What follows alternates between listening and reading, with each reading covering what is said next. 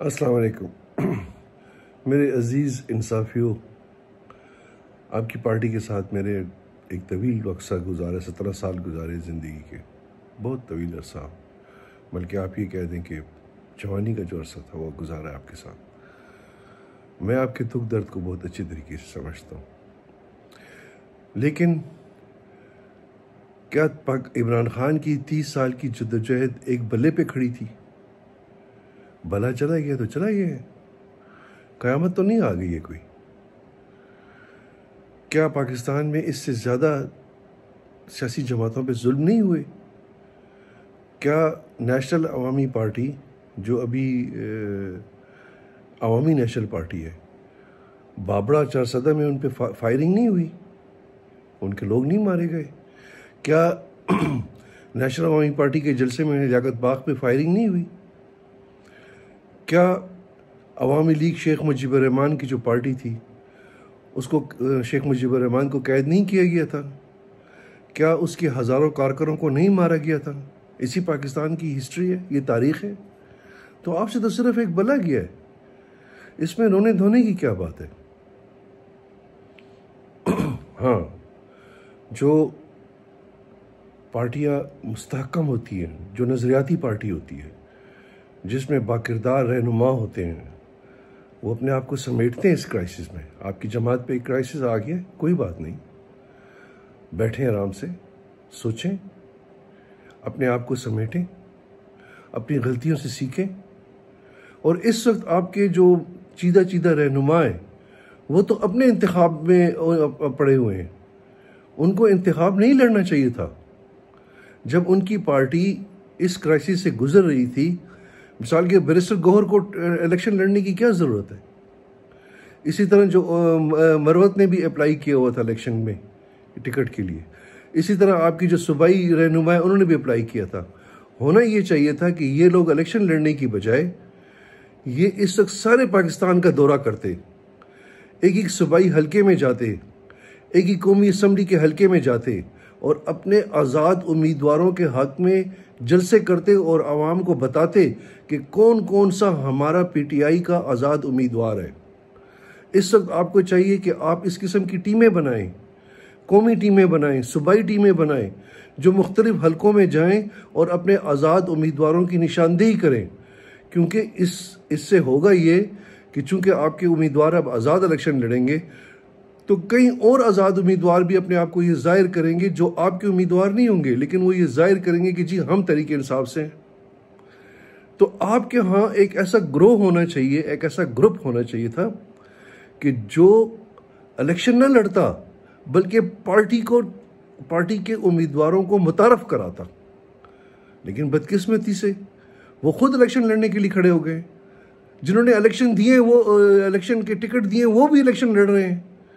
यानी पार्टी में हर शख्स जो है, आप इस बात का बुरा ना बनाएं, आपकी पार्टी में जो आपके अहम रहनुमा इमरान खान तो जेल में है, लेकिन जो बाहर लोग बैठे हुए हैं वो खुदगर्ज हैं। उनको इस बात का एहसास ही नहीं है कि उनकी पार्टी क्राइसिस में है। अगर वो सिंसियर होते तो इस तक वो खुद अपने इलेक्शन के बारे में ना सोचते कि जी मुझे असम्बली में जाना है। ओ भाई, पाकिस्तान तो कायम है, ये इलेक्शन नहीं लड़ोगे तो अगला इलेक्शन लड़ लोगे, उससे अगला इलेक्शन लड़ लोगे। क्या बस इस 8 फरवरी के बाद पाकिस्तान ने ख़त्म हो जाना है? खाकम बदहन, अल्लाह ना करे कभी ऐसा ना हो, ता क़यामत ये मुल्क कायम रहे। लेकिन होना ये चाहिए, एक बैठ के एक प्लान बनाए, एक प्रोग्राम बनाए। ख़ास तौर पे मैं इसको बैरिस्टर गौहर से एड्रेस कर रहा हूँ और आपकी जो प्रोविंशियल जो अहम रहनुमा है, और भाई अपने इलेक्शन को मत लड़ें।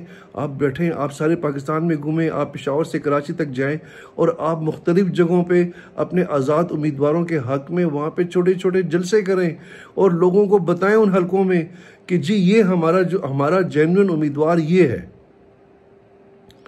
क्योंकि इसमें कई ऐसे लोग भी सामने आ सकते हैं जो अपने पोस्टरों पे इमरान खान की तस्वीर लगाकर कह सकते हैं कि जी ये मैं जी पीटीआई का बंदा हूँ।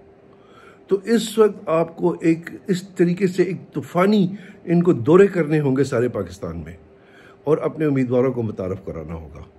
लेकिन मैं पाकिस्तान तहरीक इंसाफ के सियासी वर्करों से उनके हमदर्दों से गुजारिश करना चाहता हूँ कि तहम्मुल के साथ, सुकून के साथ, कहते हैं ना वो गिरते हैं शहसवार ही मैदान जंग में, वो तिर्फ क्या गिरे जो घुटनों के बल चले।